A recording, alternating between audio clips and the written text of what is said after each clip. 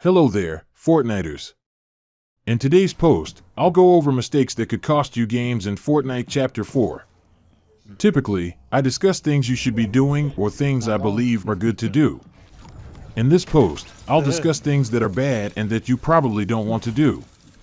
And if you find yourself doing several of these things or many things over the course of playing Fortnite, just fixing some of these mistakes could go a long way in helping you win more in Fortnite Chapter 4. As always, if you enjoyed this post and found it useful and informative, please remember to like and subscribe. If you want to see more, please leave a comment below stating which mistake you believe has cost you the most games in Fortnite thus far. When I've mentioned this to players, they've all said no way. I'm just unlucky, so I don't have the hammer, but if you find yourself playing a lot of games and you don't have a hammer, you're either not exposing yourself to enough loot, you're not landing in an area with oathbound chests, or you're not landing close enough to where the shockwave hammer NPC is. There are things you can do in either case. You have some control over certain aspects of your life. This can lessen the impact on your game. If you're having trouble getting it, try switching up your drop location. Figuring out where some of the oathbound chests are. Where the NPCs who sell it are. I'll include a link in the description below where you can view the map. It will be the location of all chests, including the oathbound chests. You can see what all of the NPCs sell and where they spawn on the map. If you're landing in an area with no oathbound chests or simply not enough loot, changing your landing location could help you fare much better in Chapter 4. Because this season is very mobility-centric, you can win games without the hammer, but having the hammer or the shockwave bow in your inventory makes the game so much easier. Speaking of mobility, I believe another major mistake that many players make. When playing the game, I've seen players make mistakes against me. Is jumping on someone without first tagging them. If they simply see me running or something and then hammer onto me without taking any early damage or knowing anything about my situation. It's one thing if you just saw this person fight someone and are going to the third party.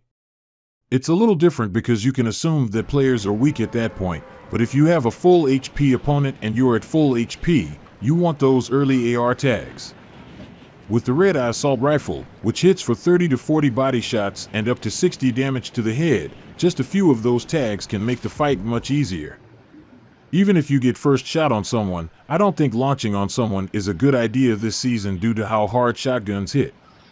Even the basic Grey Thunder shotgun can deal 170 damage. Unless you have that early damage going into the fight, it's pretty difficult to win fights this season without taking a lot of damage. It simply makes the opponent's life easier. In general, you want to have early tags on the opponent in most fights. It simplifies your life and makes it easier to end the fight quickly. This is the next error I expect to see a lot of players make.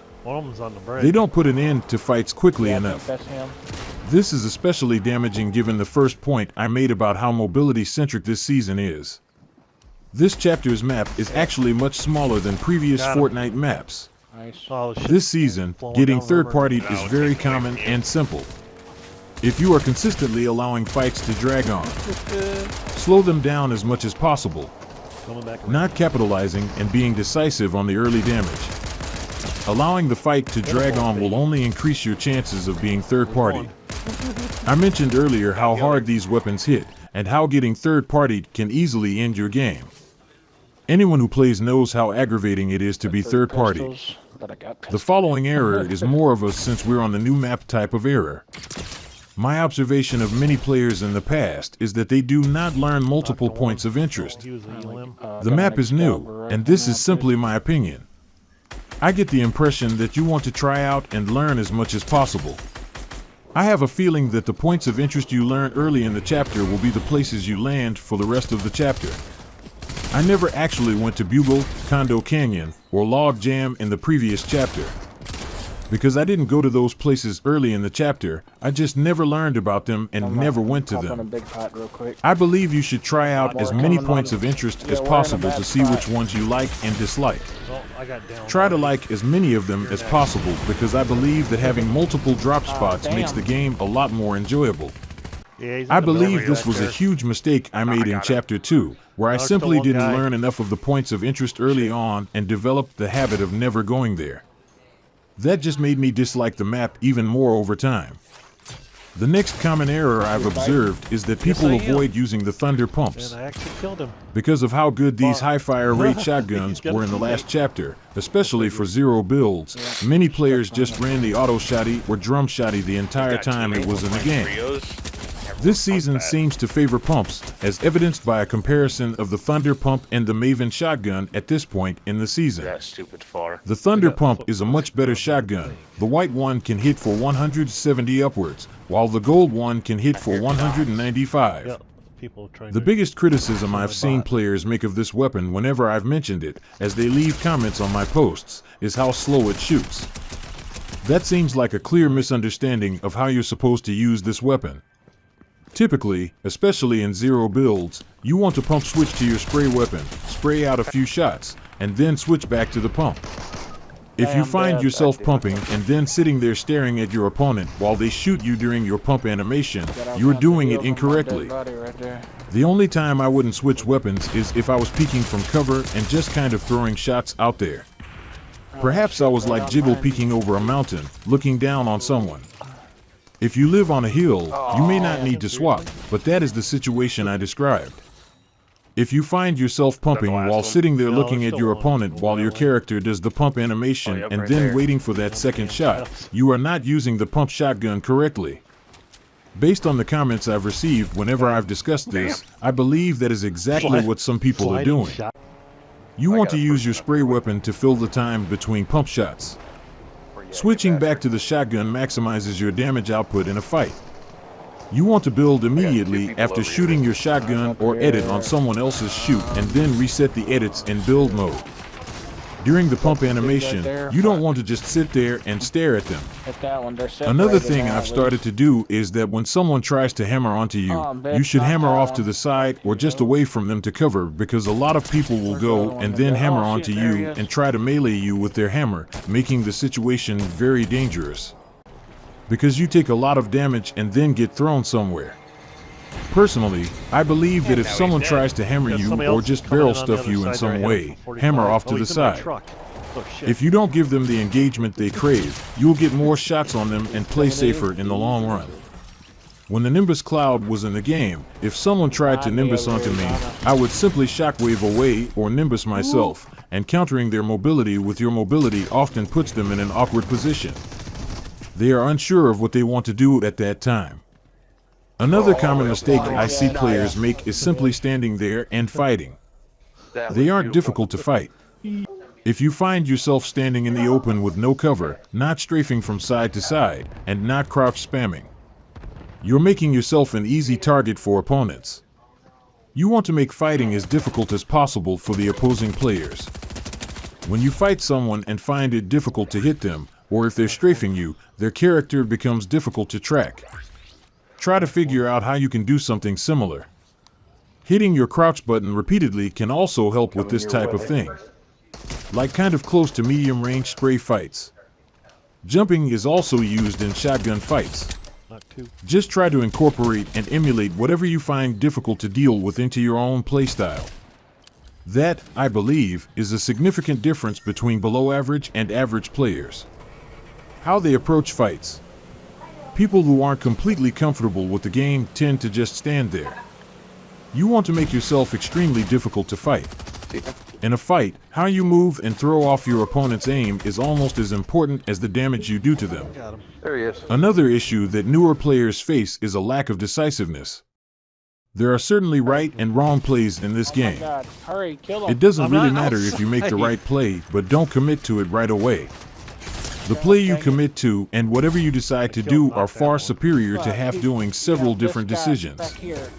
I feel like being decisive is crucial in every post-game I've played, and even if you make the wrong play, if you commit to it well enough, it can sometimes work out. At the end of the day, Fortnite isn't the most difficult game to play strategically, but there is a lot of mechanical skill involved, and with things like the shockwave hammer and the shockwave bow, good positioning doesn't really matter all that much. It is very simple to force people out of certain areas or to close the gap between people. I believe that being decisive is extremely important. Another minor issue that can have a significant impact is people not healing during the fight. I've made this mistake myself on occasion, and I'm sure I have in the past. They refuse to use their heals until the fight is over. If you have time to heal during a fight, it will not only give you more HP, which is good because you will be less likely to die, but it will also throw your opponent off. If you and your opponent trade AR tags, but you have chug splashes or shield fish in your inventory, and you can heal quickly without wasting time. This gives you a significant advantage in the fight. They don't have the luxury of popping the heals in the middle of a fight if they're carrying something like big pots, which is why fast heals are so important in this game, so you can get them off in a fight without really losing much pressure. Killing during the fight is another factor that I believe distinguishes below average or average players from those who are more successful. In-game healing during a fight, if you have fast heals and the time, can mean the difference between winning and losing a game. Another issue that I believe newer players struggle with is people who become nervous during a fight. They struggle because the moment they see someone, they panic. Sometimes you just have to shoot if you and an opponent see each other at the same time, but if you happen upon someone who doesn't know you're there and they're about to walk into an open area, you should let them walk into that open area before you start shooting. Maybe they stop to loot something or to heal themselves. If they're going to make themselves a more difficult target for you, and they have no idea you're there, you'd be better off waiting for them to do it. This is also very useful in team game modes because if you and your teammates count down like 3, 2, 1 on who you're going to shoot and then you all being the same person, you can get that kill super quickly. This is something that more experienced teams do. It's much easier to play a fight when you already have a numerical advantage. Another common mistake I see and make is people becoming too focused on a kill. Chasing too hard. When you cause harm to someone and are only concerned with that person, you lose sight of your surroundings. If you get someone and break their shield and then they're just full hammering away, which is going to happen a lot this season because of how common the shockwave hammer is. You want that kill so badly that you end up hammer chasing them into a situation where you have no idea what's going on. I do this quite frequently because I really want that kill. Because you're chasing them into a situation where you have no idea what you're pushing into, they're likely to get into a bush or off to a strange angle and try to inflict damage on you. If you do end up chasing them down and killing them, you will have used your hammer charges, making you more vulnerable to third parties. Because of the mobility and smaller map, the season is very third-party centric. It's common for people to prolong fights by fleeing with the hammer, but more often than not, it's better to just let that person go and avoid potentially being third-party charged with no hammer. Finally, I know a lot of players in this game and every battle royale make the mistake of not fighting other players because they really want to win.